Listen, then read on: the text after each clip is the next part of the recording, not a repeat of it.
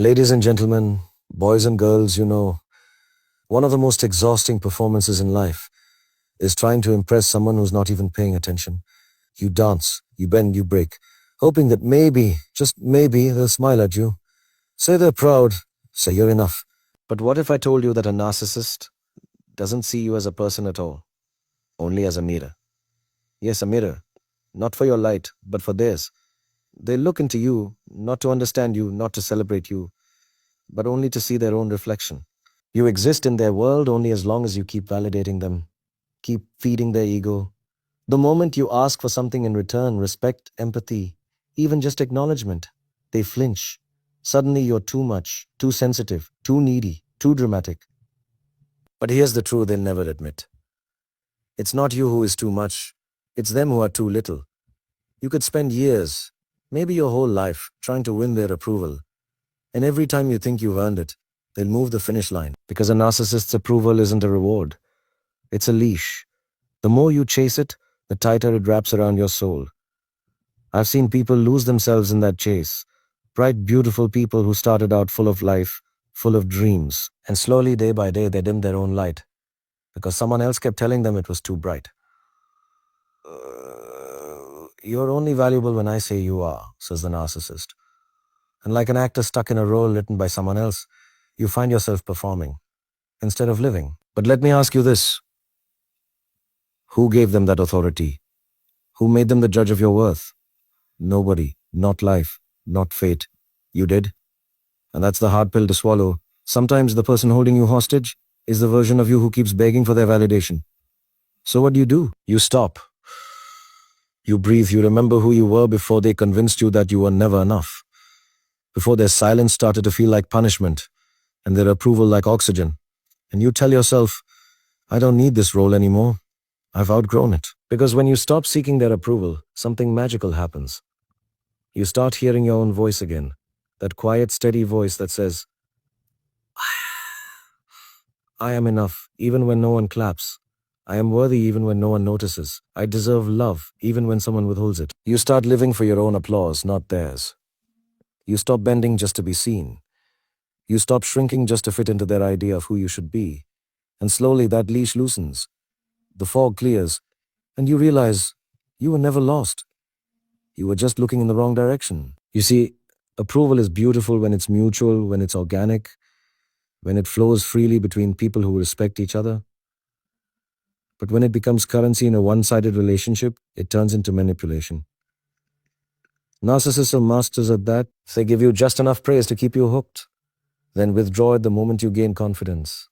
It's a cycle. A loop where you keep proving your love, your loyalty, your goodness. And they keep moving the bar. But here's the twist. The moment you stop playing their game, the game ends. They'll call you arrogant, cold, selfish. Why? Because you dared to choose yourself. Because you dared to rewrite the script. But that's okay. Let them talk. Let them misunderstand. Because the people who truly love you, they don't need to be convinced. They don't make you earn your place in their heart. They don't keep you waiting in the lobby of their affection. They see you, all of you, and they clap just because you walked into the room. So stop chasing shadows. Stop begging for crumbs. Stop shrinking your soul to fit someone else's idea of your worth. You are not a mirror. You are not a servant. You are not a puppet in someone else's play. You are the author of your own story. And from this chapter onward, the only approval you'll ever need is your own. There's a moment in life when you realize kindness without boundaries is not noble. It's dangerous, not for the world, but for you. Especially when you're dealing with someone who takes your silence as permission, your patience as weakness, and your love as their license to walk all over you. You think you're being mature. You tell yourself, it's okay, I'll let this one go. But then it happens again and again, until one day you wake up and you don't recognize yourself anymore. You're tired, drained, hollow, because somewhere along the way, in trying to be the bigger person, you allowed yourself to become the smaller one. You see, narcissists don't just cross boundaries. They study them, they memorize the cracks, the soft spots, the places where you hesitate to say no. And that's where they strike. They don't break you in one blow. They do it slowly, cleverly, smiling all the way. So what do? You draw the line. Not with anger, but with clarity. not with hate, but with strength. Setting boundaries is not a fight, it's a filter. It's you saying, I decide what comes in and what stays out. I choose who gets access to my energy, my time, my peace. And yes, when you first start, it will feel uncomfortable. You'll feel guilty, you'll question yourself. Because for so long you've been trained to put everyone else first, to say yes even when it hurts, to bend so far you almost break. But let me tell you something. There is nothing selfish about self-respect. There is nothing rude about protecting your peace. You are not a doormat. You are not a backup plan. You are not someone's emotional punching bag. You are a full human being with needs, limits, and a right to say, enough. A narcissist will always react when you set boundaries. They'll throw tantrums, guilt trips, maybe even silent treatments. Why? Because for the first time they're losing control, they're not used to you having power. And trust me, they'll do everything they can to take it back. They'll say you've changed, good. They'll say you've become distant, good. They'll say you're not who you used to be, exactly. Because you're no longer bending to their script, you're writing your own. And in this version of your story, your well-being is not a footnote, it's the headline. Setting boundaries doesn't mean building walls around your heart. It doesn't mean you stop loving people. It simply means you love yourself too, enough to not let anyone walk through your soul with. It means you stop answering calls at 2 a.m. just because someone remembered you when their world collapsed. It means you don't explain your no 100 times to someone who never respected your yes. It means you stop showing up for people who never notice when you're gone. Because love, real love, isn't measured by how much you tolerate. It's measured by how safe, how seen, how valued you feel. And if someone only loves you when you're useful to them, that's not love, that's convenience. So, when you draw that boundary, draw it with pride. Not as a wall to keep people out, but as a gate to let the right ones in. People who don't panic when you say, I need space. People who don't get offended when you say, that's not okay with me. People who respect your no as much as your yes. Because at the end of the day, you teach people how to treat you. And if you keep allowing the storm, don't be surprised when the lightning strikes. So stand tall, speak clearly, and when someone crosses a line you've drawn, don't redraw the line, reinforce it. You are not difficult. You are not dramatic. You are not too much. You are just someone who finally decided that their peace is non-negotiable. And in a world that tells you to keep giving, keep pleasing, keep sacrificing, setting a boundary isn't just powerful, it's revolutionary.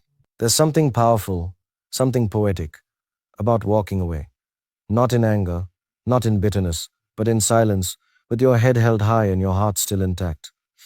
You see, most people think strength is staying, holding on, tolerating. But sometimes the greatest act of strength is letting go with dignity. You don't need to slam doors. You don't need to scream. Look what you did to me. You don't even need closure from the person who hurt you.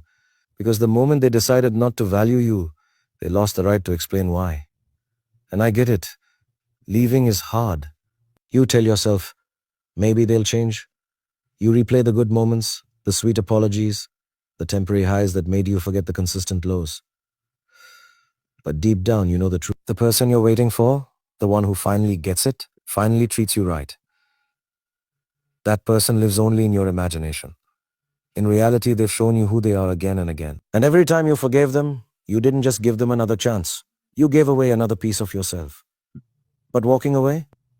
That's the moment you decide the story will no longer be written by someone else's hands. The world will call you heartless, selfish, even. Especially if the one you're leaving behind is a narcissist. Because a narcissist doesn't see your exit as your right. They see it as betrayal. Not because they loved you deeply, but because you stopped playing the role they cast you in. Suddenly, you're not the peacekeeper. You're not the comfort zone. You're not the reliable supply of validation they once feasted on. You are a threat to their illusion. But let them talk. Let them twist the narrative. Because you don't owe anyone an explanation for choosing yourself. Not when you spent months, maybe years, apologizing for simply having feelings. Not when you begged for honesty and got manipulation. Not when your loyalty was met with lies and your kindness mistaken for weakness. You don't need to announce your exit. Just leave. Quietly. Elegantly. The kind of goodbye that echoes louder than any argument. Because real power doesn't come from revenge. It doesn't come from exposing someone or proving your side of the story.